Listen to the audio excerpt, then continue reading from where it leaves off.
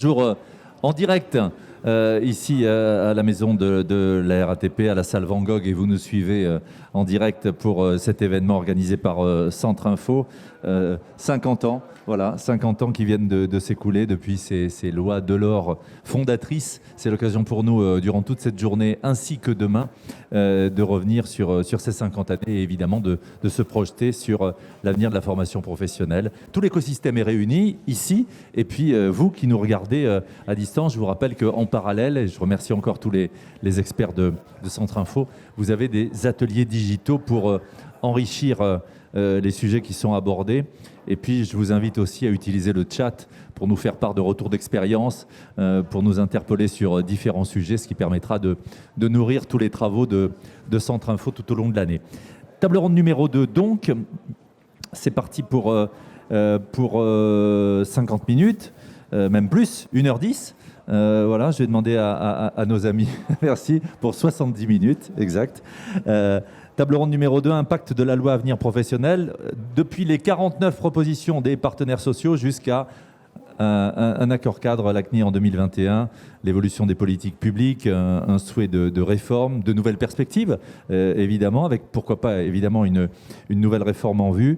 On a souhaité évidemment laisser la parole dans cette tribune à tous les représentants des parties prenantes de la négociation, 3 organisations professionnelles d'employeurs, 5 syndicats, et on va proposer à chacun d'entre eux qui vont me rejoindre sur cette scène, en alternance, de prendre la parole, que ce soit les organisations professionnelles d'employeurs et les syndicats de salariés. On va accueillir nos intervenants sur cette scène. Je vais demander à nos amis qui sont ici présents à la maison de la RATP de s'asseoir pour assister à cette table ronde. Je vais accueillir tout d'abord Yvan Ricordeau, merci de l'applaudir. Je vais accueillir aussi Elisabeth Thomé, Michel Boga. Donc Yvan, peut-être vous vous mettez là-bas, voilà, comme ça dans l'ordre.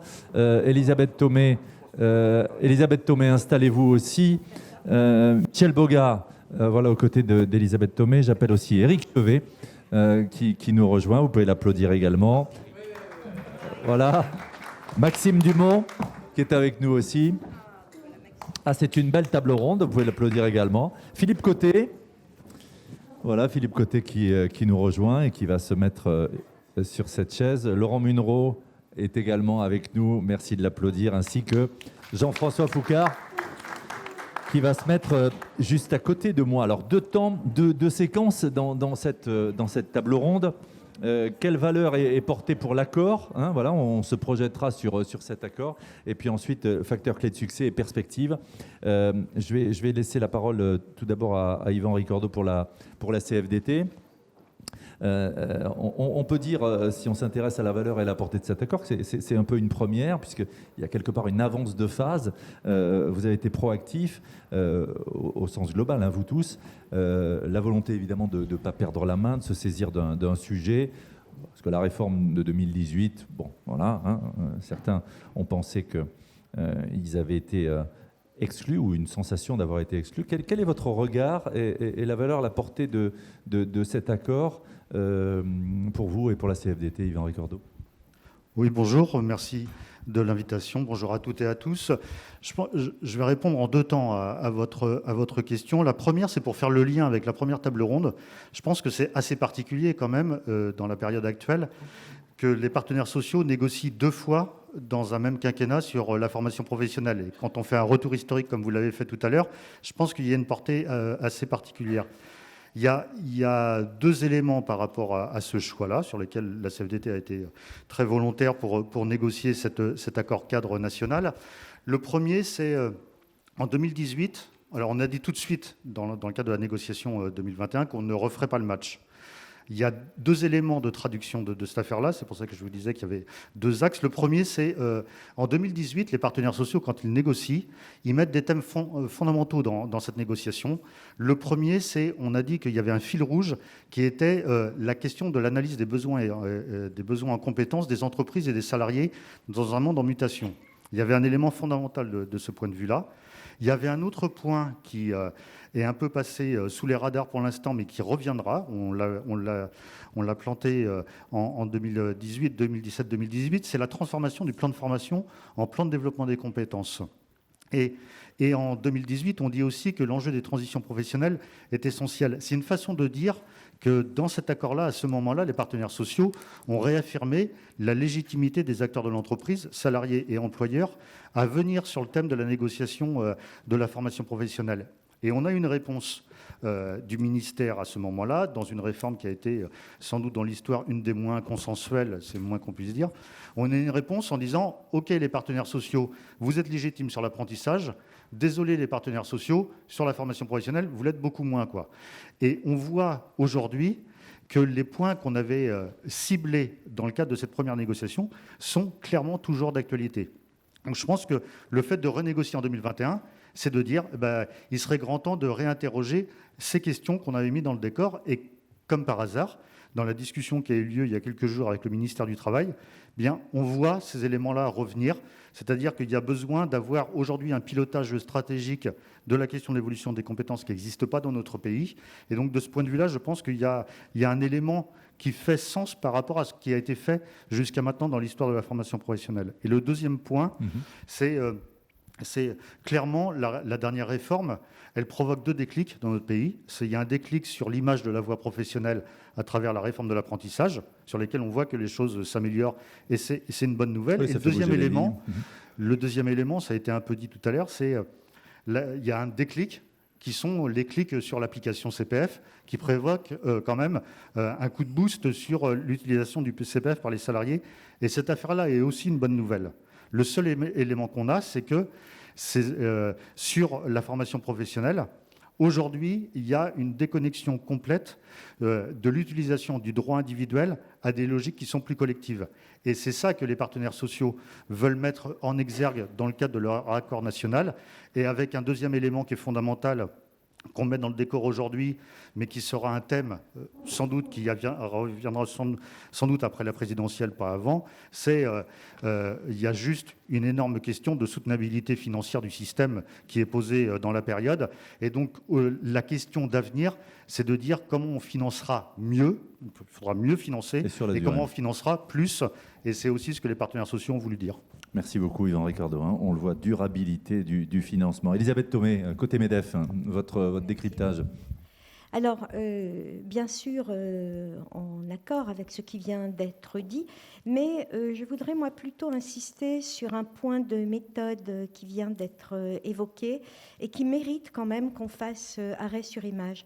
Non seulement, comme ça vient d'être dit, ça fait finalement 2 fois pendant un quinquennat qu'est signé un accord sur la formation professionnelle, mais en plus, cet accord s'inscrit dans une démarche qui est quand même pas du tout habituelle, c'est-à-dire que personne ne nous a demandé de négocier sur ce sujet.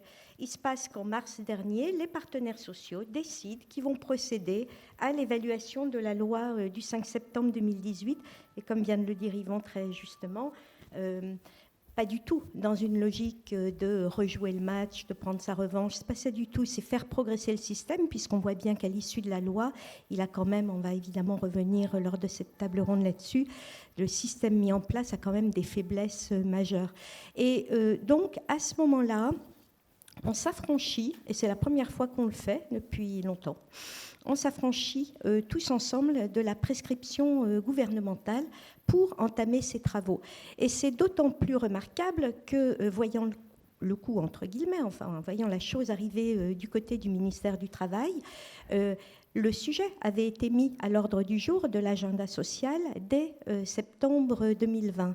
Donc le parti pris que nous prenons, c'est celui de la liberté dans le contenu et dans le périmètre de la réflexion. Et ça, vraiment, ça mérite un arrêt sur image parce que ça augure d'une série de travaux qui sont engagés en partie et qui disent comment les partenaires sociaux se réinstallent dans le paysage, quand bien même tout démontre que, le cas échéant, on les latéralise.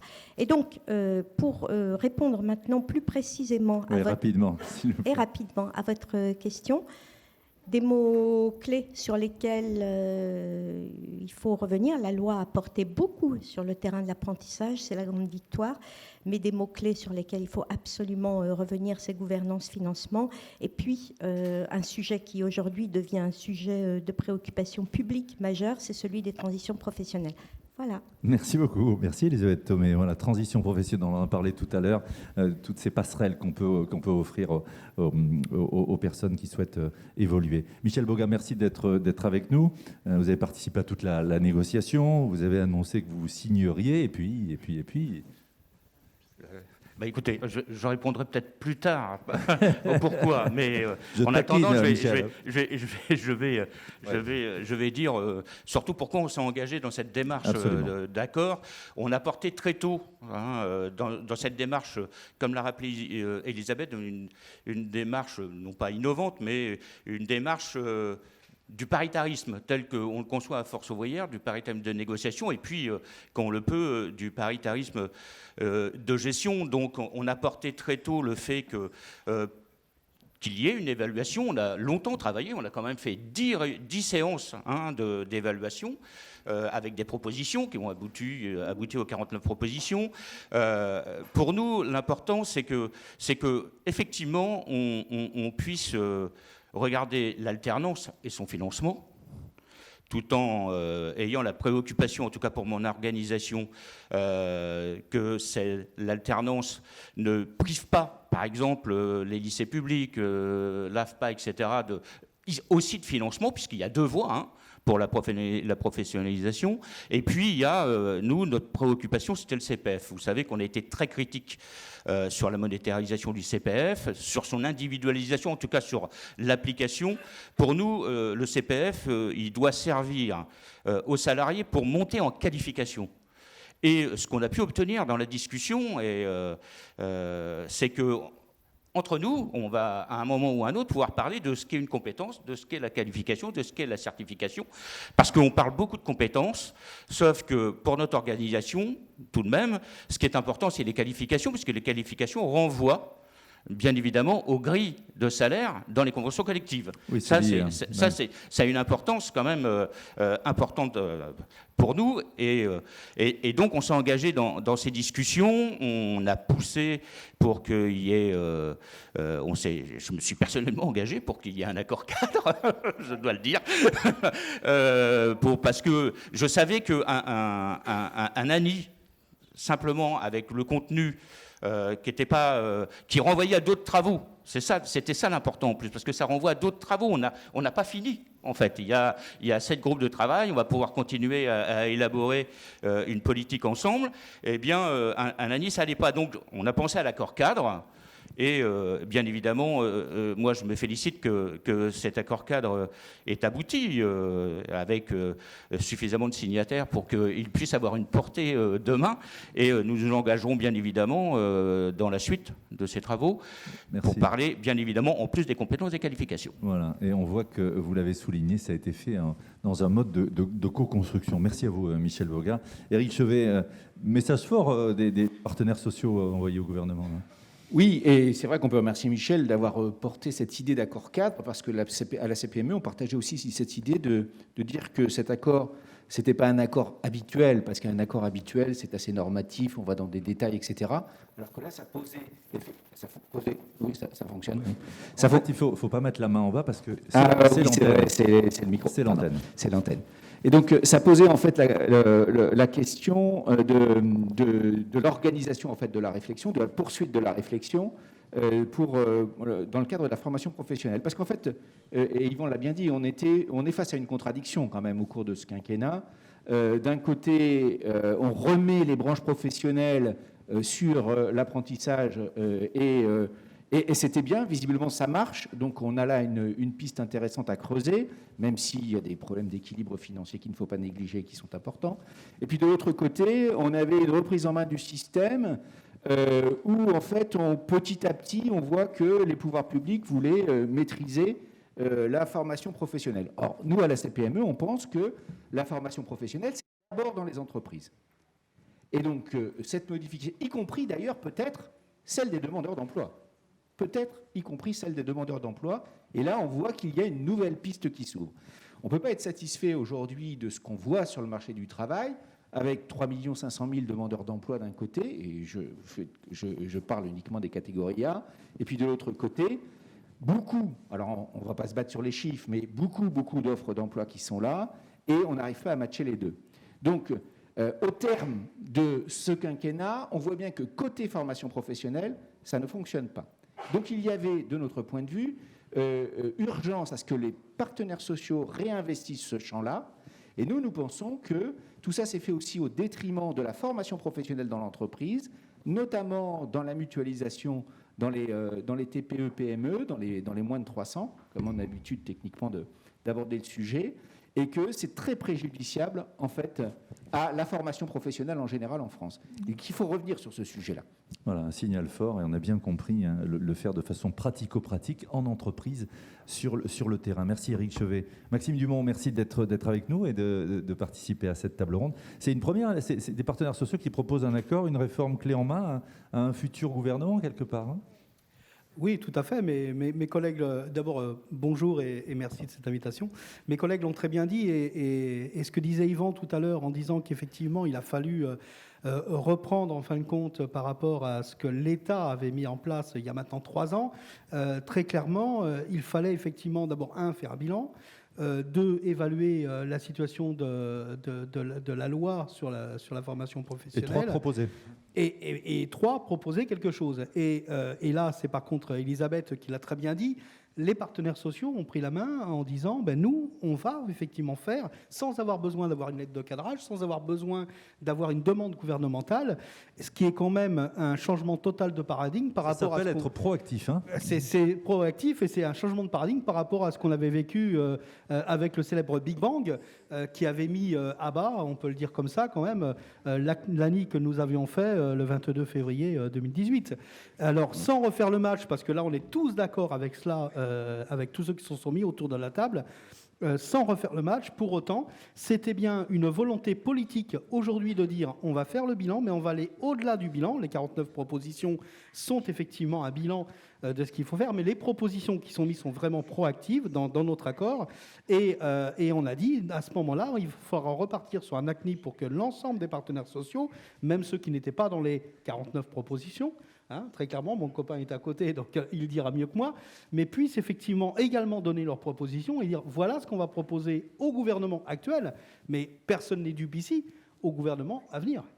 Et là, effectivement, c'est là où vous disiez, vous avez raison, c'est une première, parce qu'on aura effectivement eu un document totalement travaillé sur tous les points de la formation professionnelle à fournir à ceux qui vont reprendre les rênes demain du gouvernement ou qui vont le garder, on verra bien ce qui se passera, et ils auront quelque chose sur la formation professionnelle dont on sait que c'est un sujet quand même dont les politiques sont pas extrêmement armés, soyons très francs, c'est un peu un sujet de spécialistes, et donc là ils auront effectivement quelque chose pour pouvoir travailler, s'asseoir dessus et travailler avec les partenaires sociaux qui reprennent la place qu'ils n'auraient jamais dû perdre lors du Big Bang. Ouais, vous avez raison, Maxime, signal fort. Alors vous dites une question et des questions de spécialistes. Je vais quand même plus loin aussi, des sujets aussi sociétaux quand on voit les nécessaires évolutions que les transitions, je le disais, écologiques, digitales, voire générationnelles nécessitent. Merci Philippe Côté d'être avec nous. Maxime Dumont, vous interpellez. Alors, votre réaction, votre regard justement. Oui, pour la CGT, je pense que tout le monde est au courant que nous n'allons pas signer cette ACNI. Ça a été une décision qui a été prise après consultation de l'ensemble de nos organisations qui, unanimement, que ce soit les organisations professionnelles ou territoriales, ont décidé donc de ne pas signer. Alors pourquoi on ne signe pas ce document ? Il y a 3 raisons essentielles. Le premier, c'est qu'on a là un texte qui n'a pas grande ambition.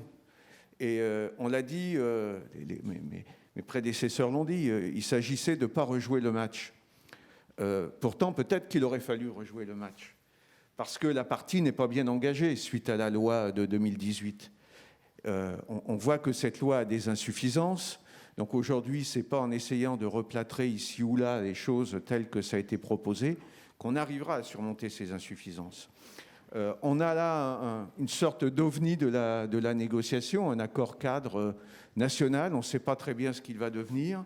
Bon, la ministre l'a dit en ouverture, elle va essayer de donner quelques suites, mais il n'y a pas possibilité d'avoir aujourd'hui un travail législatif. Donc, quid de l'avenir de ce texte ? On ne sait pas trop.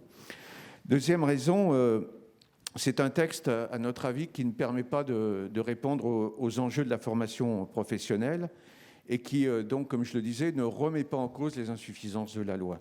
Donc il y a le problème du financement, on va y revenir tout à l'heure, donc je ne développe pas, mais il y a le problème aussi qui est essentiel, c'est la question de la marchandisation de la formation, quoi.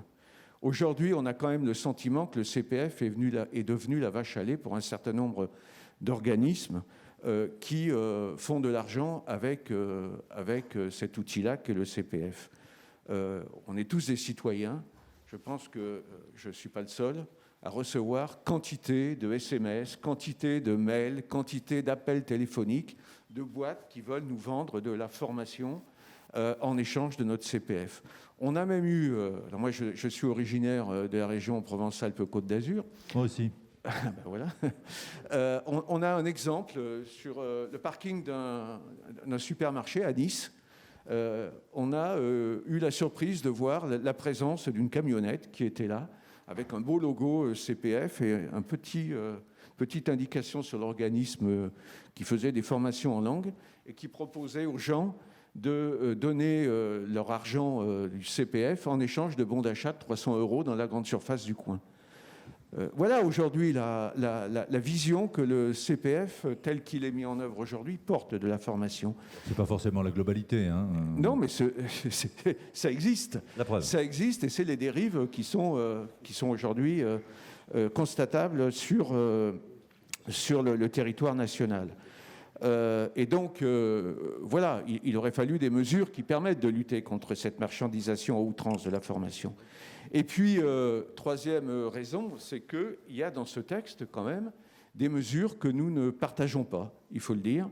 Par exemple, le déport du financement des lycées professionnels et des universités vers l'apprentissage, c'est-à-dire enlever de l'argent au service public de formation initiale pour le mettre sur l'apprentissage, ce n'est pas quelque chose d'acceptable pour nous. C'est mettre en concurrence les deux voies de formation, la voie scolaire et universitaire et la voie de l'apprentissage, alors que ça devrait être deux voies qui soient en complémentarité, comme on l'a toujours porté. Et de plus en plus aussi le fléchage du CPF qui est fait vers les besoins des entreprises. Et donc aujourd'hui, l'idée de co-construction, de co-investissement, etc., entreprise salariée, ça va conduire à accentuer le CPF au service de l'entreprise. Alors il y a quelques aspects positifs, hein, j'en cite deux, mais qui sont quand même assez insuffisants par rapport au reste. C'est le renforcement du CEP, effectivement. J'y reviendrai peut-être tout à l'heure, mais la question de l'accompagnement est essentielle aujourd'hui pour les salariés. Et la volonté de redonner au paritarisme et les organisations syndicales notamment la place dans la gouvernance. Il nous semble que ça, c'est des aspects positifs, mais insuffisants pour qu'on puisse signer un tel accord. Merci Philippe Côté, merci Philippe. Côté U2P, Laurent Munro, merci d'être avec nous. Votre regard, décryptage, avec évidemment le point clé des compétences, hein, j'y faisais référence tout à l'heure. Oui, je crois que, comme ça a été beaucoup dit, je crois que ce qui est fort à remarquer, c'est que les partenaires sociaux se sont impactés et ont pris de l'avant sur les dispositifs et qu'ils ont voulu montrer qu'ils pouvaient eux-mêmes proposer des choses avant même qu'on leur demande quoi que ce soit. Et je crois que en avance de phase, comme on dit. Voilà, et c'est quelque chose qui est pour moi le plus remarquable et que certainement on devrait appliquer à d'autres éléments que la formation professionnelle à l'avenir. Pour nous, c'était important de revoir ce qui a été fait. En effet, il y a peut-être des choses qui ne vont pas, mais il y a des choses qui vont bien. Bon, je ne vais pas parler que de l'apprentissage, parce que vous savez que c'est quelque chose qui nous tient à cœur à l'U2P.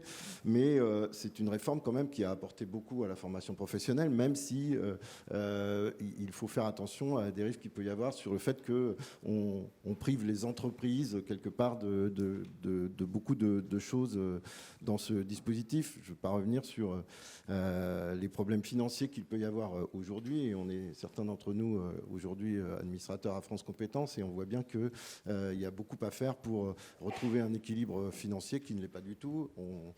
Il y a un budget qui vient d'être voté à plus de 3 milliards de déficit aujourd'hui. Donc on voit bien qu'il va falloir quand même remettre les choses sur la table et c'est bien ce que nous voulons aujourd'hui faire entre nous. ce qui a été le base de nos discussions, c'est bien de revoir comment on pouvait améliorer les dispositifs qui existent aujourd'hui et qu'ils puissent profiter au mieux aux entreprises et aux salariés des entreprises pour que l'économie en profite. Aujourd'hui, c'était bien que ça tombe à ce moment-là, puisque cette crise sanitaire nous a aussi appris beaucoup. Et on a modifié certains modèles économiques, certains modes de travail. On a vu le télétravail, par exemple, se développer. On a vu les commerçants aller vers d'autres choses. Il y a des besoins de formation dans les entreprises, et je ne veux pas qu'on les oublie. Et je l'ai encore dit autrefois, c'est bien de penser à la formation des demandeurs d'emploi, mais c'est bien aussi de penser à la formation des salariés dans les entreprises actuellement, parce qu'il y a beaucoup de formations qui sont indispensables aujourd'hui pour suivre justement les transitions qu'on a évoquées et les autres dispositifs qui doivent aujourd'hui servir aux entreprises et aux salariés. Et puis je parlerai peut-être de l'apprentissage plus tard. Ça marche. Merci beaucoup à vous, Laurent Munro. Merci, Laurent. Jean-François Foucard, pour la CFE-CGC. La valeur, la portée de cet accord, l'idée, c'est quand même de peser aussi sur les décisions du gouvernement futur. Oui, pour la CFE-CGC, nous, depuis 2018, on demandait de discuter de la formation. Il s'avère qu'à l'heure actuelle, dans le paritarisme moderne, pour pouvoir discuter de la formation, il faut forcément un ANI. D'habitude, on discutait un peu en amont, donc pendant 3 ans, on a dû attendre. Nous, ce qu'on a porté depuis le départ, en 2017, on disait que, certes, l'apprentissage, c'était important, mais ce qui était devant nous, c'était la transition professionnelle, et qu'en moyenne, comme il faut entre 7 et 8 ans pour être en capacité que le système fonctionne, pour être prêt vers 2025, lorsqu'on pouvait imaginer qu'il y ait des transitions professionnelles numériques, on n'avait pas inventé le Covid, mais qu'à un moment donné, transition écologique, qu'on soit prêt, que les mécanismes soient rodés et qu'on puisse faire des choses. Ça n'a pas été le cas. Florence Poivet l'a rappelé, ça s'est arrêté, c'était focalisé sur les choses. Alors la portée de cet accord, en fait, nous, on ne voulait pas que ça soit un accord. On l'a signé contraint et forcé, parce que dans le fonctionnement, parce que dans le fonctionnement du paritarisme, si vous ne signez pas, votre parole, vous ne pouvez pas peser sur la suite. Et comme c'était quelque chose à tiroir, si vous regardez cette ACNI, il y a 2 choses. Il y a une partie sur tout ce qu'a mis l'État en place, où à un moment donné, il faut lui demander, il faudrait faire évoluer sur France Compétences, mais c'est de son ressort. Et de l'autre, c'est par rapport aux partenaires sociaux, c'est les travaux qui vont arriver. Donc on sait très bien qu'il va y avoir une nouvelle loi sur la formation professionnelle, puisque vu le financement, tout le monde pensait que le Big Bang, ça allait être sur les opérateurs, mais en fait, le vrai Big Bang de la formation, c'est en fait le financement, parce que la ministre a voulu desserrer les freins du wagon alternance. Maintenant, on a un train fou, et sur le CPF, à l'heure actuelle, on a marchandisé.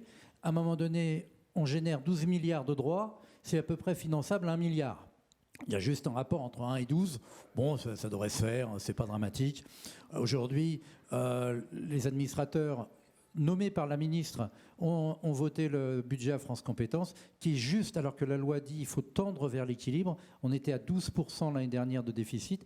On est, par rapport au budget, à 39%. Vous voyez que la façon de tendre vers l'équilibre au niveau de l'État est assez particulier. Alors, quand même, une bonne nouvelle, parce qu'on sait qu'il va y avoir une négociation. On sait qu'il va y avoir un sujet forcément sur le financement. Et la très très bonne nouvelle, c'est que sur la loi, le seul endroit où à un moment donné on peut être prescriptif, normatif et qui s'applique aux entreprises, c'est sur les cotisations. Et vous savez que sur les cotisations, la CFE-CGC défend une cotisation conventionnelle obligatoire pour les transitions professionnelles afin de pouvoir se développer. Et ça, c'est les bonnes choses. Après, on ne peut pas parler de transition professionnelle, parce qu'aujourd'hui, transition professionnelle, c'est forcément l'externe. Et nous, à un moment donné, il y a quand même aussi la formation continue dans l'entreprise, avec quand même un débat un peu schizophrène, parce qu'on se retrouve à peu près dans la même catégorie que 71. Et je finirai là-dessus. À un moment donné, en 71, à un moment donné, pour pouvoir monter en compétences, il y a la création d'une obligation, une cotisation pour obliger de former. En fait, on se rend compte quand même que quand on a un problème collectif, il faut des obligations et pas juste des incitations individuelles, sinon ça ne fonctionne pas. Aujourd'hui, on va devoir franchir une nouvelle marche importante pour reformer énormément de salariés. Et quand même, dans notre société, on n'a toujours pas évolué. On met toujours la formation initiale en tête d'affiche, alors qu'aujourd'hui, on va avoir des parcours professionnels de 45 ans, et la majeure doit être la formation continue tout au long de la vie, et la mineure, la formation initiale. Comment, à un moment donné, on organise ça? Tout est là-dedans, et comme il y a le volume va être aussi hyper important, ça a été dit dans la table suivante, à la précédente, l'organisation du travail, laisser du temps aux salariés pour le faire, parce que le syndrome de dire il va se former la nuit, le week-end, ou à un moment donné, quand il est chargé de famille, ne pas avoir de rémunération, c'est pas possible. C'est pour ça que équilibre des temps sociaux. Voilà, c'est pour ça que nous on avait défendu l'équivalent d'une prévoyance, puisque c'est un risque majeur d'une prévoyance sur la formation professionnelle. Voilà. Merci Jean-François Foucard pour cet éclairage. Deuxième séquence, on va se projeter maintenant avec les facteurs clés de succès. Comment est-ce qu'on se projette positivement et de façon constructive, avec évidemment des points de vigilance. Yvan Ricordo, je me tourne vers vous pour la CFDT, accompagnement, reconversion du salarié. Alors, j'ai envie de dire, quelle grande innovation à construire demain? Comment vous voyez les choses? Comment on se projette? Ouais, du coup, il peut y avoir des points de convergence assez forts entre organisations syndicales et employeurs quand on fait le lien entre les deux tables et ce que vient de dire Jean-François. Pour la CFDT, c'est vrai qu'un des thèmes majeurs, si ce n'est le thème prioritaire, c'est la question de comment on accompagne mieux les salariés au vu des mutations du monde du travail aujourd'hui et encore plus demain. On sait très bien que les changements vont encore s'accélérer. Et donc, de ce point de vue-là, on a quand même, dans les bénéfices de la négociation entre partenaires sociaux, inventé un droit en 2014, le Conseil en évolution professionnelle, et obtenu son financement en 2017-2018. Et pour nous, c'est un nouveau droit pour les salariés. C'est un droit qui aujourd'hui n'est pas assez utilisé et dont il y a un enjeu de faire en sorte de le booster vraiment pour en faire la clé d'entrée de la façon dont les salariés peuvent se saisir des outils de formation professionnelle.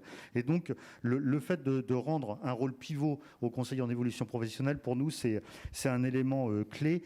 Et de ce point de vue-là, juste après l'accord national dont on a parlé tout à l'heure, on a vu le ministère du Travail commencer à bouger un peu le curseur, parce que sur la plateforme de l'appli CPF, aujourd'hui, le recours au CEP est mis en tête de gondole, alors qu'il n'était pas inexistant, mais il était un peu transparent auparavant, quoi. Donc il y a des choses ça fait bouger les lignes. Il y a des choses qui sont en train de bouger de ce point de vue-là. Je fais le lien par rapport à ce qu'a dit Jean-François. Faire mieux sur le Conseil en évolution professionnelle, ça doit aller de pair pour faire différemment et mieux aussi sur l'orientation initiale. Et donc qu'il y a un lien à faire entre ce qu'on dit aux jeunes dans le milieu scolaire, en sortie de milieu scolaire, et aux salariés après dans leur carrière professionnelle. De ce point de vue-là, la façon dont on a embarqué les questions d'apprentissage peut concourir à essayer de rassembler ces problèmes et ces enjeux d'orientation. Intéressant, parce qu'on voit que souvent c'est très cloisonné. Donc on finit cette formation initiale, puis ensuite on est en entreprise, et puis voilà. Donc il y a une fluidité en fait. Oui, l'enjeu demain, c'est effectivement avoir la meilleure qualification et le meilleur diplôme dans la formation initiale, dont acte, ça on ne changera pas complètement de registre là-dessus, mais c'est aussi de faire en sorte que dans une carrière professionnelle, on puisse changer de métier. Or, aujourd'hui, le monde professionnel, les salariés sont quand même un peu scotchés par leur diplôme initial. Et le fait de regarder cette question d'orientation tout au long de la vie, c'est une façon de détendre cet enjeu-là. Ouais, et de déformater ce qu'on a dans l'esprit en se disant « mais non, je ne pourrais pas faire autre chose que ce pourquoi j'ai été formé ».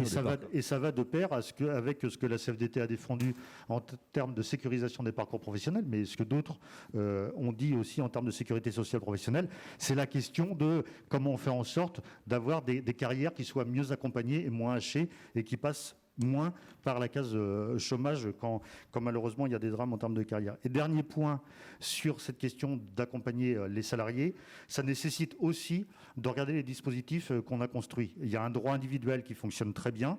On a construit il y a très peu de temps, dans le cadre de la crise, un droit collectif à travers Transco, qui a de la peine à décoller, mais sur lesquels il faut aussi qu'on adapte les innovations qu'on crée au vu du contexte économique qui est le nôtre et qui est plus favorable que ce qu'on avait imaginé il y a quelques mois. Donc on est prêt à regarder ça. Il y a d'autres dispositifs qui ne marchent pas très bien, comme la PROA, qu'il faut... Et donc nous, on est assez favorable à essayer de rebattre les cartes des dispositifs qui portent les questions de reconversion et d'imaginer comment on peut complètement innover sur cette question-là. Et de ce point de vue, la CFDT a dit deux choses très claires. C'est dans les travaux paritaires qui sont prévus dans le cadre de l'accord national, on souhaite que le thème des reconversions soit le premier thème que les partenaires sociaux embarquent fin d'année, début d'année prochaine.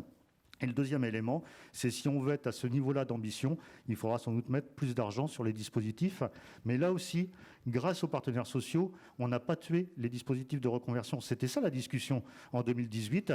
On a réussi à convertir le CIF à travers les projets de transition professionnelle pour garder le droit à la reconversion individuelle. On avait en face de nous un État qui, à l'époque, disait on veut mettre 0 sur cette ligne-là. Donc les partenaires sociaux ont gagné ça. Et aujourd'hui, on a un gouvernement qui nous dit, un ministère du Travail qui nous dit le thème des reconversions est un thème d'avenir. Comme quoi, quand on est connecté à ce qui se passe dans les entreprises, des fois on dit des choses particulièrement exactes. Parfois, on est écouté aussi, hein, n'est-ce pas? Merci, Henri Cordeau. En tout cas, on voit ces questions de reconversion, d'accompagnement, de fléchage, de ne pas être laissé seul face à tous ces enjeux et toutes ces opportunités que parfois on ne voit pas. Elisabeth Thomé, le regard du MEDEF, toutes ces questions de reconversion, de gouvernance aussi. Oui. Oui, alors je vais répondre bien sûr. Bien près du micro, merci. Oui, je vais répondre tout de suite. Et bien sûr, je veux juste rebondir sur le dernier point d'Yvan. Il faut quand même noter que les interactions, enfin le travail qui a été conduit par le ministère du Travail, y compris en accueillant et en acceptant ces initiatives que nous prenions d'évaluation de la loi du 5 septembre, a quand même été un travail d'écoute et de recherche de proximité. Je le dis parce que, d'abord parce que c'est vrai, deuxièmement parce que c'était pas forcément facile, et c'était pas facile parce que je ne veux pas parler pour les autres partenaires sociaux, mais en tout cas pour le MEDEF, le terrain n'était pas très réceptif.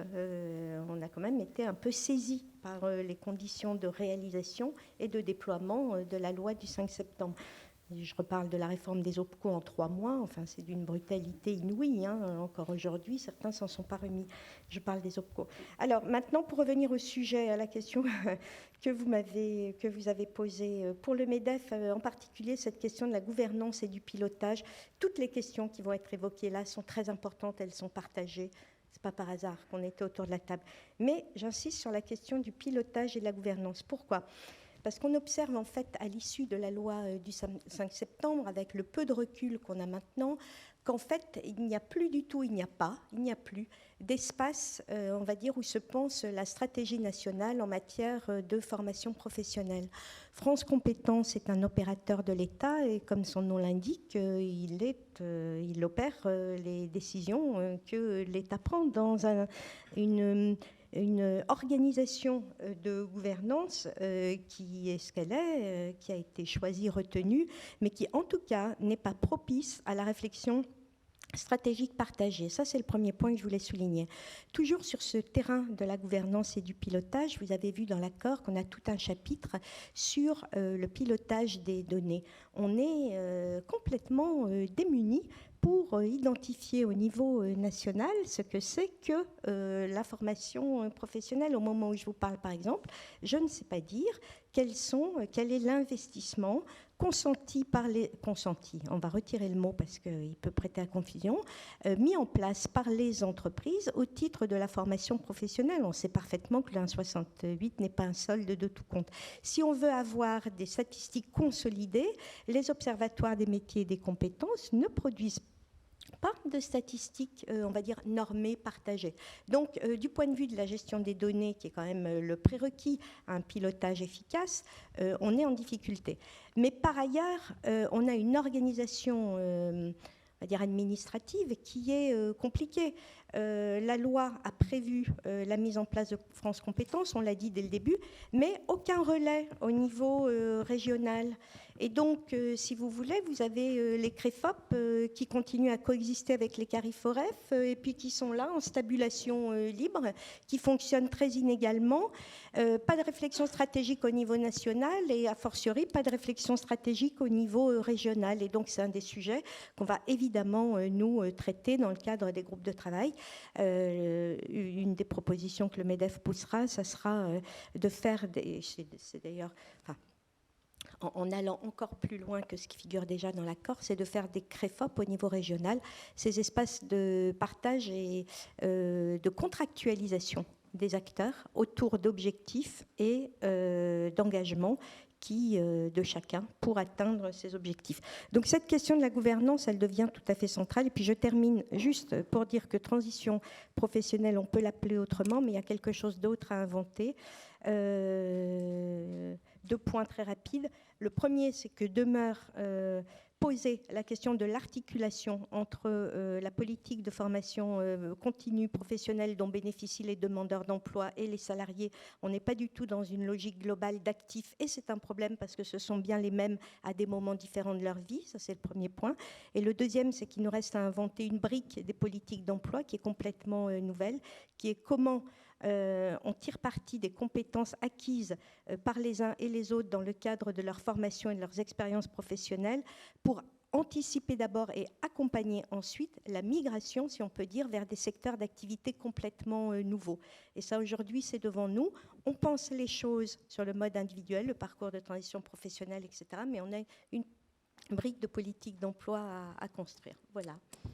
Merci à vous. On a bien noté ces fameux KPI, comme on dit, pour bien piloter, pouvoir apprécier ces données, la gouvernance aussi, cette logique globale, et puis ces passerelles que vous évoquiez à l'instant. Michel Bogain, pour Force Ouvrière, moi j'ai envie de dire, quelles améliorations pour le CPF? On en parlait tout à l'heure, là.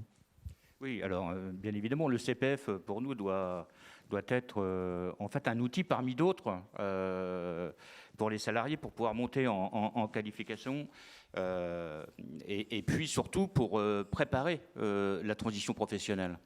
Parce que dans l'idéal, effectivement, Yvan l'a dit, les transitions professionnelles sont, quelles qu'elles soient d'ailleurs, qu'elles soient écologiques, qu'elles soient numériques, ou qu'elles soient dues à la pénibilité dans l'entreprise.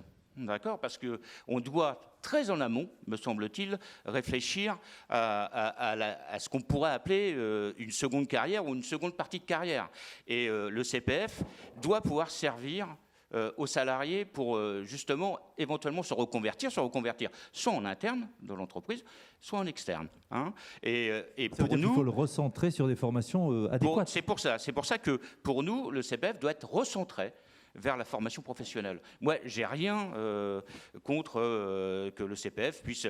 Enfin, on assiste aujourd'hui à un consumérisme, ça a été rappelé, voilà, où on fait... parce qu'on va... Alors, bon... c'est pas tout à fait la même chose pour l'anglais. L'anglais peut servir, Michel, etc. Mais en tout cas, on prend des... voilà, on a envie, on a un droit de tirage de 500 € tous les ans. Et donc, on va se former pour 500 € tous les ans, alors que le CPF devrait être ouvert. Et ça peut être aidé aussi avec, pour nous, dès qu'on doit utiliser son CPF, on doit passer obligatoirement par le Conseil en évolution professionnelle. D'où l'intérêt de l'accompagnement, c'est-à-dire de flécher. On doit être accompagné. En fait, il faut être éclairé pour choisir la bonne formation. Et notamment, pour ne pas choisir une formation dont on sait aujourd'hui que dans 2 ou 3 ans, ça sera obsolète. On est d'accord. Voilà. Donc, il faut pour ça qu'on soit conseillé et il faut recentrer le CPF sur la formation professionnelle, quelle qu'elle soit. Donc ça veut dire, si je vous suis bien, les formations courtes et qui ne sont pas qualifiantes, on évite, du coup. C'est ça. En fait, il faut une formation qualifiante ou certifiante qui permette d'envisager l'avenir pour le salarié, mais alors ça peut être aussi, parce que nous on est on souhaite que le plan de développement des compétences soit négocié dans l'entreprise, parce qu'on pense qu'effectivement, si la transition professionnelle doit se faire en interne, eh bien elle ne peut pas se faire non plus sans l'employeur. En fait, c'est quand même l'employeur qui sait à terme comment va évoluer son entreprise et qu'est-ce qu'il va en faire. Donc, qu'il y ait une négociation du plan de développement des compétences pour que tout à chacun sache vers quoi on va, tout comme on est assez favorable à ce qu'il y ait des discussions de GPP ou de GPSC dans les branches pour que l'ensemble du tissu de la branche puisse savoir vers quoi on va. Et c'est bien pour ça qu'on a besoin, comme le disait Elisabeth, d'une gouvernance, un endroit au niveau national où on puisse regarder tout ça pour mener des politiques à long terme. Parce que la formation professionnelle, c'est une politique qui doit se mener sur le long terme, que ce soit dans l'entreprise ou à l'extérieur de l'entreprise. Et donc, ce CPF, moi, il faut le faire évoluer, il faut augmenter les sommes. Voilà. Je rappelle que quand même, en 2018, on était passé de 24 heures annuelles à 35 heures annuelles. Donc on avait augmenté le droit des salariés. Ça n'a pas été retenu par le gouvernement. Mais donc il faut bien évidemment doter un peu plus le CPF parce qu'une formation qualifiante, c'est pas 500 €, c'est même pas 1000, c'est pas 2000, c'est bien plus. Et donc il faut effectivement que la dotation elle soit supérieure pour qu'on puisse arriver quand même à 5000 €, donc à un prix pour avoir une formation avant 10 ans. Hein, parce que si on veut préparer l'avenir, ça se prépare eh bien, à peu près tous les 5 ans. Et c'est bien pour ça que nous, on milite aussi pour qu'il y ait, pendant l'entretien professionnel, on puisse indiquer aux salariés où trouver le conseil en évolution professionnelle. Et pourquoi pas, comme c'est le cas du médecin du travail, comme c'est le cas de l'inspecteur du travail, eh bien avoir sur le panneau d'affichage obligatoire l'adresse du conseil en évolution professionnelle le plus proche. On le voit, l'accompagnement plus que jamais pour favoriser l'appropriation et une certaine pédagogie aussi pour que les personnes s'en emparent ensuite et voient le bénéfice aujourd'hui et demain. Donc nécessité d'anticipation. Merci à vous Michel Boga. Éric Chevet pour la CPME, on parle de ce CPF et puis aussi quid j'allais dire du retour sur investissement de la matière de la dépense publique par rapport à ces sujets.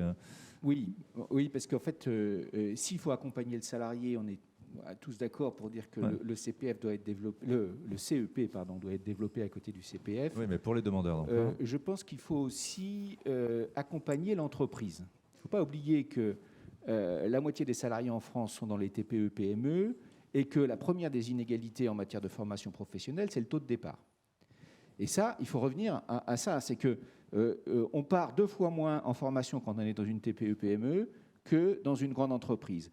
Or, je ne me trompe pas de table ronde, je ne fais pas celle d'avant, mais dans une perspective historique, on voit bien que petit à petit, l'évolution de la formation professionnelle a consisté à assécher les moyens dans l'entreprise pour les faire rentrer dans des dispositifs qui étaient en dehors de l'entreprise petit à petit, et on est arrivé au bout d'un système où encore, dans les TPE de moins de 50, il est possible d'accéder à des fonds mutualisés. Mais entre les 50-300, c'était effectivement le financement, d'ailleurs pas suffisant, l'assèchement du financement pour financer des outils nouveaux. Nous étions aussi évidemment contre la monétarisation du CPF. Et on voit bien que demain, pour réinvestir le champ de l'entreprise, de notre point de vue, qui est absolument nécessaire, eh bien, il va falloir trouver les méthodes aussi de co-construire des CPF dans l'entreprise avec une perspective effectivement d'évolution de carrière. C'est absolument indispensable, de changement aussi peut-être d'orientation professionnelle au cours de la vie. Donc ce point est absolument fondamental. Et puis, quand on regarde, il ne faut pas oublier que le plan d'investissement dans les compétences, décliné en région avec les PRIC, c'est 15 milliards d'euros sur 5 ans, dont la moitié est financée par les entreprises, par les cotisations qui sont versées par les entreprises. 1,5 milliard par an quand même, c'est substantiel. Imaginez toute la formation qu'on pourrait faire avec les effets d'entraînement, parce que les entreprises ne s'arrêtent pas forcément aux seules sommes qui sont versées dans le cadre du 1,68 ou 1,86, suivant les cas. Et donc, moi je trouve que ce 1,5 milliard, est-ce qu'on en a pour notre argent ? Je n'ai pas l'impression. Collectivement, je n'ai pas l'impression qu'on en ait pour notre argent, puisqu'on voit que derrière, on n'arrive pas à réduire les tensions du marché du travail. Même quand l'économie repart fortement aujourd'hui, on n'arrive pas à faire en sorte, ce que je disais tout à l'heure, de matcher les demandeurs d'emploi d'un côté et les emplois disponibles de l'autre. Ça veut dire qu'il faut remettre, à mon avis, ce secteur-là, il faut le remettre évidemment sur la table et réfléchir à nos systèmes. Elisabeth a raison, il faudra travailler probablement en région, mais le rôle de Pôle emploi, à mon avis, est fondamental, la place des régions, etc. Mais il faudra descendre peut-être même un peu plus bas au niveau des bassins d'emploi pour pouvoir, en fait... Et une grande question que moi je me pose avec mon organisation, c'est de savoir comment on fait pour que les branches professionnelles soient aussi présentes et compétentes au niveau des bassins d'emploi. Parce que je crois que si on a réussi sur l'apprentissage, parce qu'on a remis les branches professionnelles, on réussira sur le plan de la formation professionnelle en faisant en sorte que les branches soient aussi très présentes au plus proche des bassins d'emploi pour pouvoir donner les perspectives aux côtés des entreprises. Ça, à mon avis, c'est un enjeu majeur à l'avenir. Merci beaucoup, Éric Chevet. Maxime Dumont pour la CFTC. On revient sur ce CPF, l'accompagnement de l'utilisateur. Hein. C'est ce qui ressort de cette table ronde. Hein. Oui, tout à fait. Alors, bien évidemment, mes collègues l'ont dit, ce qui est important aujourd'hui, c'est l'orientation d'un côté. Il faut pouvoir orienter. On oriente à partir de la 4e et la 3e.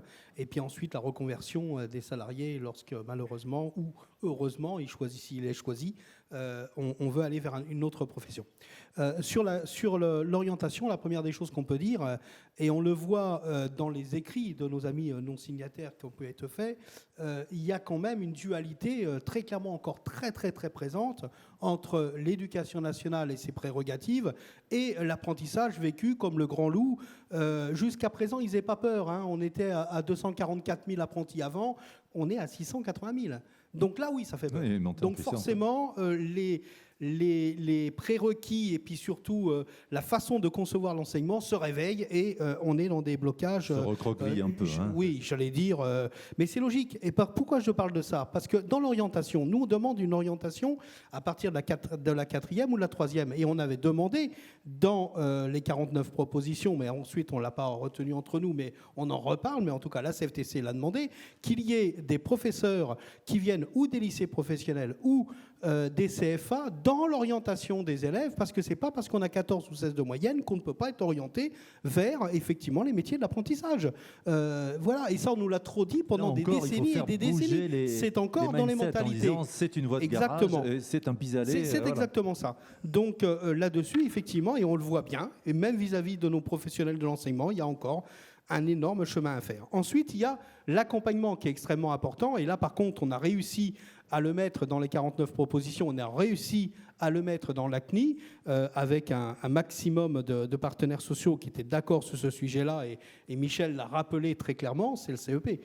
Le fait de dire que le conseiller en évolution professionnelle, l'intermédiation entre les droits de la formation que j'ai et la formation que je peux suivre, il est indispensable. Parce que de dire que l'État décrète, lors de la loi du 5 septembre 2018, de dire maintenant, écoutez, voilà, on a réglé le problème, vous allez avoir, excusez-moi du terme, de la thune sur un compte, alors que dans votre compte en banque perso, vous ne l'avez même pas, cet argent-là, aujourd'hui épargné, mais là, vous allez l'avoir, vous allez avoir beaucoup d'argent, et vous en faites ce que vous voulez. Écoutez, excusez-moi, mais c'est un miroir aux alouettes. C'était prendre nos concitoyens pour ce qu'ils ne le sont pas, j'espère. Résultat des courses, on s'est retrouvé effectivement avec des personnes qui avaient de l'argent sur un compte qu'ils n'avaient jamais eu jusqu'à présent, et ils disaient mais il faut que je le dépense. Plus, tu le disais très clairement et justement tout à l'heure, tous ces margoulins qui se sont mis dans la formation professionnelle et qui vous envoient des textos tous les jours et qui envoient des mails, attention, si vous ne le dépensez pas avant la fin du mois, c'est paumé, c'est fini, vous ne l'aurez plus. Et donc on a des collègues qui nous font des formations d'une journée, 2 journées, le week-end pour aller faire des petits fours ou pour aller construire des macarons, et ça leur prend quand même cette chose-là 200 à 300 euros d'un coup. Et je vous vampirise votre compte de formation et quand vous en avez vraiment besoin, vous ne l'avez plus. Donc ça, c'est quelque chose qu'on a mis... L'intérêt d'être accompagné et éclairé. Mais bien sûr, c'est pour ça qu'il faut être accompagné et que nous demandons effectivement que le CEP, dans ce cas-là, soit une obligation. Et puis le troisième point, c'est pour nos chers amis des entreprises, ben là, il faut effectivement qu'il y ait une co-construction. Parce que comme il n'y a plus de plan de formation et qu'on est maintenant sur le plan de développement des compétences, que d'ailleurs l'appareillement des deux n'a pas forcément été fait dans les entreprises. Hein. Il y avait un sondage qui a été fait il y a à peine un mois par l'Association nationale des DRH qui nous dit que 75% des entreprises n'envisagent pas de faire de la co-construction et de faire de l'abonnement. 75% des entreprises. Il y a encore du boulot, c'est pas moi qui l'ai fait, hein, c'est l'association qui l'a publié. Il y a d'autres choses qui étaient des chiffres d'ailleurs très intéressants dedans. Résultat des courses, on voit bien effectivement que cette co-construction qui doit venir la norme de demain vers l'utilisation d'un CPF qu'on appelle nous professionnalisant, et je rejoins en cela mon camarade de FO qui à l'origine nous avait indiqué effectivement cette possibilité qui pourrait être faite, et je pense que c'est une très bonne chose. Ça aurait peut-être pu conduire d'ailleurs à la signature, mais enfin bon, passons. Résultat des courses, il faut aller effectivement sur ce CPF professionnalisant. Parce que le CPF, il n'est pas là pour s'amuser avec. Il est là pour pouvoir assurer mon avenir professionnel au regard des aléas qu'on peut rencontrer effectivement dans sa vie social, mais il est là aussi pour pouvoir me faire évoluer, pour pouvoir me faire progresser dans l'entreprise. Et on le sait, vous et moi, ce n'est pas le plan de développement des compétences qui suffira seul à faire ça. Donc il faut de la co-construction, mais cette co-construction pour la CFTC, elle ne se fait pas de façon automatique. Elle doit se faire avec effectivement des accords de branche qui ciblent les métiers, enfin du moins qui ciblent les formations qui peuvent être éligibles à la co-construction. Et comme c'est un droit individuel, et ça restera un droit individuel, il faut que cette co-construction qui se fasse, par un accord qui soit ou national ou dans l'entreprise, donc collectif, s'applique à partir du moment où individuellement, chaque salarié a donné son accord, et ça veut dire que derrière, il faudra aussi qu'on ait l'accord écrit d'un salarié dans une co-construction avec son employeur et avec bien sûr ce qui va avec, le cofinancement. Comment moi, employeur, j'abonde de telle façon que ce que tu m'as donné aujourd'hui, tu le retrouves demain. Voilà, le retour sur investissement. On voit qu'il y a encore beaucoup de grains à moudre, mais les sujets sont évidemment passionnants. Philippe Côté, besoin de financement pour le dispositif. Comment on articule les besoins des entreprises et des salariés? Le regard de la CGT. Écoutez, je pense que depuis le début des tables rondes, on fait un certain nombre de constats sur où sont les besoins des salariés, les besoins des entreprises en matière de développement des formations. Ces constats, c'est le besoin de monter en qualification pour répondre aux enjeux, notamment les enjeux climatiques, les enjeux du numérique, etc. C'est les questions de transition professionnelle, ça a été posé par les intervenants précédents de manière forte. La question aujourd'hui des transitions professionnelles, c'est le financement des AT-Pro. Aujourd'hui, les collègues qui siègent dans les AT-Pro, ils sont obligés de traiter les dossiers qui leur sont proposés, non pas seulement en fonction de la qualité du dossier, de la qualité du projet de transition professionnelle, mais en fonction des budgets qu'ils ont et ce qu'il leur reste à dépenser. Donc si on a la malchance de tomber avec un dossier qui arrive au mauvais moment de l'année, eh bien le dossier est retoqué, faute de financement. Donc là, il y a un vrai problème. Il y a les transitions collectives. Les transitions collectives, de notre point de vue, c'est quelque chose qui peut être positif, mais à condition qu'on mette les moyens dessus et que les entreprises s'en saisissent véritablement pour donner des opportunités d'évolution. C'est ce qui se fait chez Monoprix, vers chez Corian en particulier. Voilà. On vient de partager aussi l'objectif de l'intermédiation à travers le CEP. Une des aberrations de la loi de 2018, ça a été de supprimer toute intermédiation. J'y reviens pas, ça a été dit par les intervenants précédents. Aujourd'hui, nous sommes positifs qu'on revienne vers un CEP comme outil d'intermédiation. Alors, on n'est pas forcément pour que ce soit obligatoire, mais on est pour qu'il soit plus visible et qu'il devienne un élément incontournable dans la prise de décision des salariés vis-à-vis notamment du CPF. Voilà, nous, on porte aussi la vision émancipatrice, etc., de la formation. Tout ça, ça nécessite des moyens. Or, qu'est-ce qu'on constate? C'est que la faiblesse de cette réforme de 2018, c'est qu'elle n'a pas prévu le financement. C'est que le financement n'est pas au rendez-vous. Enfin, regardons la situation de France Compétences aujourd'hui, du budget de France Compétences. C'est quelque chose d'aberrant. 2020, déficit 4,3 milliards. 2021, déficit de 2,1 milliards, alors que l'État a mis 2,75 milliards sur la table, quoi. Et le budget prévisionnel, comme ça a été dit, 2022, 3,75 milliards de déficit. On va où avec ça? On va où comme ça? Donc il y a un vrai problème de financement de la formation qui n'a pas été pris en compte et qui n'est pas réglé. Et on parlait de l'accord cadre. L'accord cadre met des pistes pour améliorer le financement de la formation, mais ce n'est pas à la hauteur, quoi. Il met des pistes, c'est 100 millions par-ci, 100 millions par-là. Certaines pistes, je l'ai dit tout à l'heure, qui ne sont pas acceptables de notre point de vue. Donc, si on ne repose pas la question de la participation, de la contribution des entreprises à la formation professionnelle, on va dans le mur. On va dans le mur.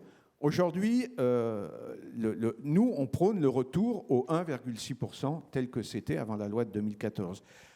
Le retour au 1,6%, ça serait 3 milliards qui seraient mis immédiatement dans la formation professionnelle pour répondre aux besoins.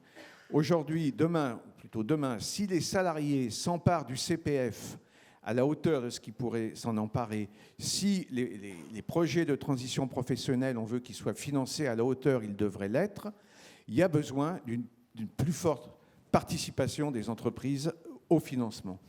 Et donc, on prône ça. Merci beaucoup, Philippe Côté. Laurent Munro, pour l'U2P, on parlait tout à l'heure de l'apprentissage. Oui, pendant les discussions que nous avons eues pour préparer cet accord cadre, bien sûr, l'apprentissage a été évoqué. Deux choses ont été dites d'emblée, c'est que l'apprentissage, c'est bien une voie de formation initiale. J'entendais Maxime dire les métiers de l'apprentissage. En fait, pour moi, aujourd'hui, je ne sais pas s'il y a des métiers de l'apprentissage. La preuve, c'est que dans l'expansion qu'on a vu de l'apprentissage, beaucoup sont sur de l'enseignement supérieur aujourd'hui, et il n'y a plus de métier d'apprentissage. L'apprentissage, c'est une vraie voie de formation. Je sais que c'est plutôt un mode de formation, parce que ce n'est pas une voie, qui permet aux jeunes, alors maintenant c'est jusqu'à 30 ans, il faudra se poser aussi des questions sur jusqu'où on va. Un vrai mode de formation qui permet une meilleure professionnalisation parce qu'il y a une insertion dès le départ dans l'entreprise. C'est plus quelque chose qu'on n'a pas forcément. Je pense que ça doit être pris aujourd'hui pour quelque chose par défaut. Alors c'est sûr, vous allez me dire, en tant qu'ancien apprenti, maître d'apprentissage, père d'apprenti, forcément je suis un petit peu orienté. Mais c'est pour moi essentiel de redire qu'aujourd'hui, on doit considérer l'apprentissage comme une voie qui emmène les gens vers une vraie profession et vers une insertion dans la vie professionnelle plus directement et vers un suivi derrière. Aujourd'hui, on est obligé de voir l'ensemble de la vie professionnelle et il est certain que ce qu'on apprend quand on a, alors quelquefois on a en apprentissage 18 ou 20 ans, il est certain que dans sa carrière professionnelle, on aura à revenir sur un peu tous les éléments parce que les professions évolue bien sûr, qu'il faut apprendre, qu'il faut acquérir d'autres compétences. Donc tous les dispositifs dont on vient de parler sont indispensables pour les salariés et pour les entreprises aujourd'hui. L'apprentissage a souvent été décrié, et j'entendais mon voisin sur le fait qu'il fallait continuer à faire des études, quoi. Moi, je suis désolé. Aujourd'hui, l'apprentissage, on peut très bien commencer par un diplôme de niveau... Alors 3 aujourd'hui, 5 pour ceux qui sont plus anciens, et puis augmenter. Aujourd'hui, dans toutes les filières, on commence par un CAP, on passe des bacs pro, on passe des BTS, on va jusqu'à des masters ou des licences en apprentissage aujourd'hui. Donc ce n'est pas l'apprentissage qui est un vecteur de bas niveau de formation. Ce n'est pas comme ça qu'il faut le prendre. Et heureusement, si on peut reconnaître quelque chose à cette réforme de 2018, c'est bien d'avoir remis les pendules à l'heure sur l'apprentissage aujourd'hui, qui a considérablement augmenté. Après, sur la problématique du financement de l'apprentissage, moi j'estime qu'à partir du moment où on considère que la formation par l'apprentissage est une voie de formation initiale, c'est bien à l'État aussi de financer les manques à gagner qu'il y aurait sur ce point de vue-là. Et ce n'est pas que aux entreprises de financer une voie de formation initiale où on emmène des jeunes vers un métier, vers une profession, vers autre chose. Aujourd'hui, s'il y a tant d'apprentis, c'est bien des élèves qui ne sont pas à l'éducation nationale ou ailleurs aujourd'hui. Et donc, c'est normal qu'il y ait un mécanisme de compensation de ce point de vue-là. Donc, il faut absolument que tout soit sa revue. Ça fait partie. Et on a parlé beaucoup d'orientation.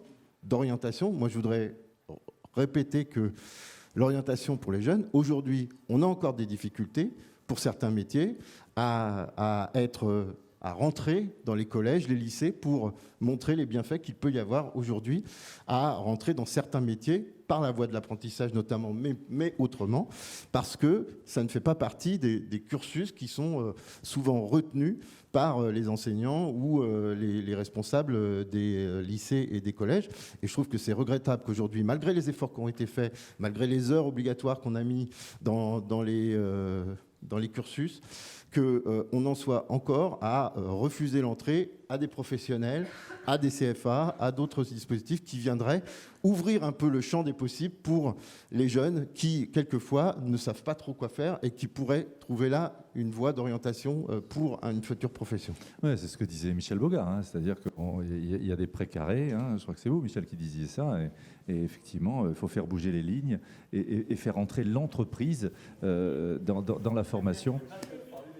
Voilà. On va terminer avec vous, Jean-François Foucard, pour la CFE-CGC, cette table ronde. Vous êtes clairement positionné sur les transitions professionnelles. On peut parler des enjeux ? Oui, à l'heure actuelle, on se rend compte que globalement, le salarié, pour son parcours professionnel, il est coincé entre deux politiques. La politique de l'État qui veut former les moins qualifiés mais qui ne sont pas en emploi, et puis les entreprises qui ont intérêt à utiliser juste des formations sur les dimensions économiques ou de performance, mais qui sont de courte durée. Donc on a, par exemple pour les entreprises, ils sont un peu des pompiers pyromanes, puisqu'on voit que les formations sont courtes, alors que comme ils demandent des élévations de compétences fortes, en fait ça nécessite un nombre d'heures de formation beaucoup plus importante, qui est à l'heure actuelle plus près des 25 heures que des 80 heures ou 60 heures. Après, on parle beaucoup du CPF, où il va y avoir du coût investissement. Et la régulation, alors on va pouvoir réguler, il y a tout ce qui est en train d'être fait les abondements par rapport à l'offre. Après, on a la dimension, pour nous c'est ce point-là qu'on veut regarder, c'est sur le CPF, sur la dimension mutualisée, qu'est-ce qu'on couvre ? Parce qu'il y a 14 abondements. Il y a un candidat à la présidence qui dit « moi je paierai 90% des permis de conduire ». Que l'État paye 90% des permis de conduire, c'est pas général. Il y a un abondement. Il pourrait faire un abondement permis de conduire et ça ne prend pas dans l'enveloppe globale. Et puisque c'est fait pour ça, il y en a 14. Les régions peuvent le faire, les branches peuvent le faire.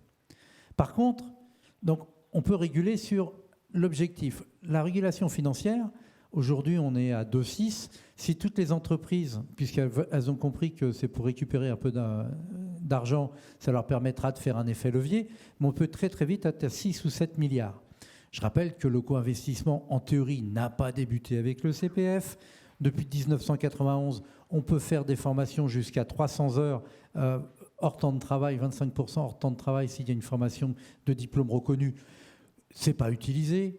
Les entreprises se sont battues pour supprimer la catégorie 3, la catégorisation des plans de formation. La troisième, ils pouvaient faire 80 heures hors temps de travail. Donc il y avait un certain nombre de co-investissements.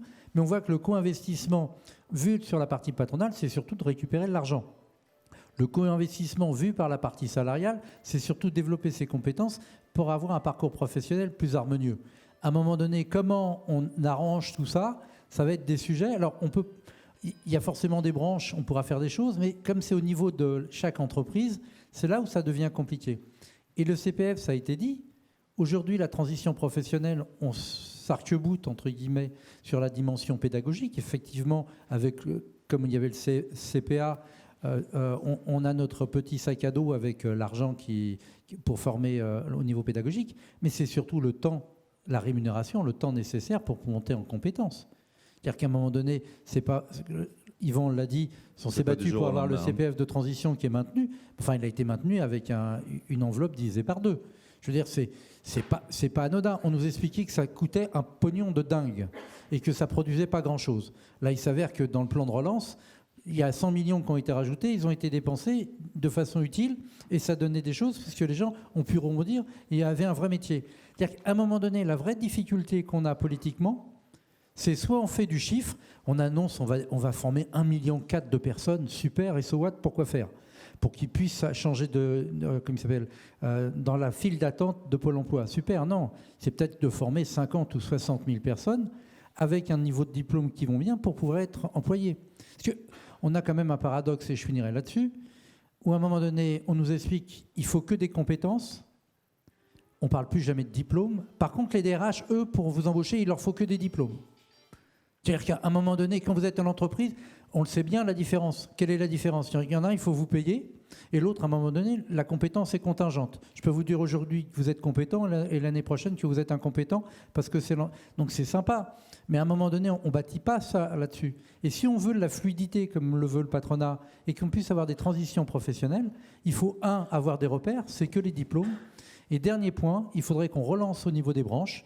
Et bon, après, c'est difficile pour l'Interpro de faire travailler les branches, mais qu'à un moment donné, il y avait quelque chose qui existait, qui est tombé quand même en désuétude, c'est les CQPI, où à un moment donné, des choses interbranches qui ont un référentiel pour être en capacité d'être valorisées. Je pense que si on veut avoir une fluidification des transitions professionnelles plus fluide, il faut que chacun retrouve des repères, et la compétence n'est pas un repère. Merci beaucoup. Je vous demande de les applaudir tous et toutes. Yvan Ricardo, Elisabeth Thomé, Michel Boga, Éric Chevet, Maxime Dumont, Philippe Côté, Laurent Munot et Jean-François Foucard. Je voudrais remercier sincèrement aussi Karim Bangoura pour son aide précieuse dans la préparation de cette table ronde. Il est 11h50. À suivre dès midi, une nouvelle table ronde dans cette belle journée qui précède la deuxième organisée par Centre Info. 1971-2021, de la nouvelle société à une société de compétences. À tout de suite.